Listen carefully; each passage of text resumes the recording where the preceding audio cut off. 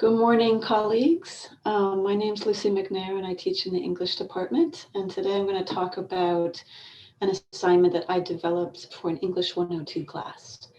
The class English 102 is the second part of our composition sequence, and it's capped at 28 students.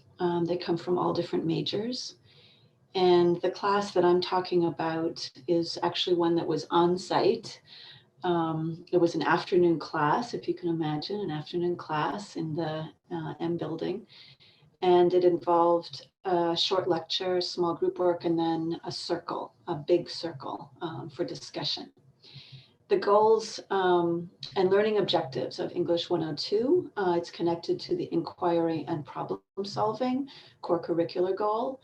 And I understand it as applying the skills practiced in English 101, which for me primarily are evidence-based factual claims. We have, all different kinds of materials and themes, class themes, but we're really focusing on evidence-based factual claims, and then applying what they've learned to the 102 materials, which is literature, reading through drama, poetry, and fiction. And here we're trying to model and practice evidence-based interpretive claims. So it's a complex activity, a complex set of skills that we're practicing. And in this particular class, what I was looking at was to practice different voices or registers. So moving from the I, the personal narrative, like I remember when I was a kid, to the we, or passive voice of academic discourse. So, when one becomes an adult, one does this.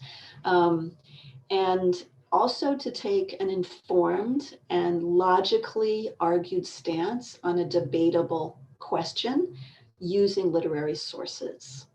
So now how this intersects with inclusive pedagogies, values and purposes. So for me, I think of it being that we invite diversity into the classroom as a resource in learning. And we foster connection. We learn about each other. The students learn about each other. I learn about the students learn about me. We get to know each other. And we also enable agency. And here I want to say that I don't see it so much as, the freedom to choose, in terms of liberal capitalism, but as that we're entering into a history, and this includes a history of suffering, of trauma, as well as of joy and creation. And it's a history one can understand, one can communicate, and from which one can develop personal and collective agency. So inclusive pedagogy, for me, has this ethical core. And in terms of LAC, so language across the curriculum, which I co-lead with Lee and Michelle, we invite language diversity into the classroom as a resource in learning. So we don't ask someone to keep knowledge they have, skills they have outside of the classroom. We invite it into the classroom. And we learn about each other's journeys in language. And we make choices about our language resources. We begin to make choices about our language resources. So I want to describe the first part of a two-part assignment, which I developed in this class. The class theme was lost and found in translation. And like a lot of LAC-oriented assignments, there's a pre-writing assignment where we start thinking about something, we unearth our material about it, and then there's a formal part of the assignment where we move into an academic register. And so the first part kind of describes how we all change as we grow up, from children to teenagers to adults to older adults, that our language changes, that our goals change, our audience changes, and sometimes where we are changes, a lot of times where we are changes. So the first part is to write a translation narrative, a lot like a literacy narrative, but this time is moving between languages, moving between both languages and registers, okay, different voices. So what is your translation journey? Have you changed languages or dialects or registers? Has people in your family? Was there a special scene or time when such changes became clear to you? And somehow have you moved between languages? And in building up to this, we also read a text by an Algerian colonial writer of indigenous heritage, Mouloud Feraoun, who describes in an excerpt I give to the students how he saw someone in his village learning French, and then how he aspired to learn French so that he could translate between his father, who had been forced to emigrate for economic reasons, and his family at home. And so we look at that as a model of writing about our translation journeys, and also as a beginning kind of look at what is a colonial language, what is a standard language, and our relationships to it within our family. And so it asks kind of like, how do you come to a speaking role in life in written language?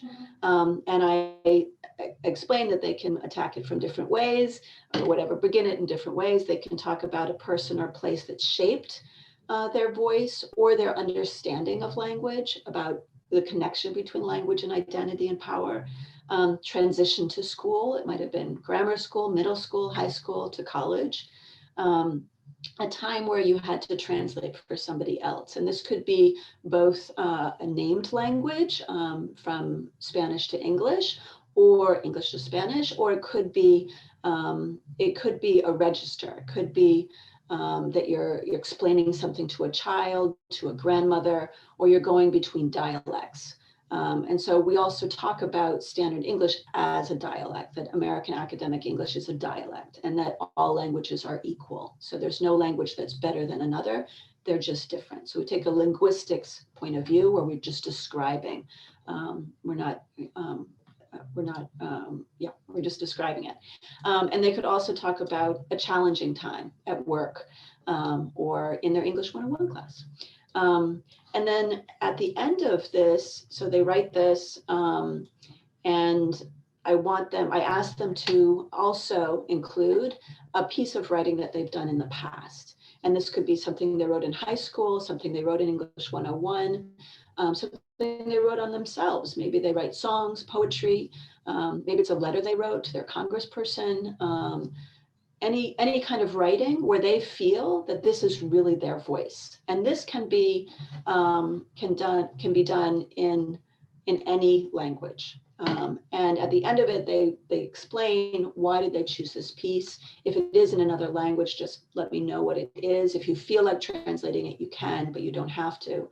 And this becomes a way for them to bring their languages into the classroom. Then we bring this material in, we share it with each other, we talk about it, and we learn a ton, because you never know what kind of resources a student has. So it's done at the beginning of the class, before we kind of turn then to a formal assignment. And I hope I have time to share the formal assignment and the amazing work that came out of this. The students are really knowledgeable about this. They are very good at translanguaging, which is maneuvering between languages and dialects and registers.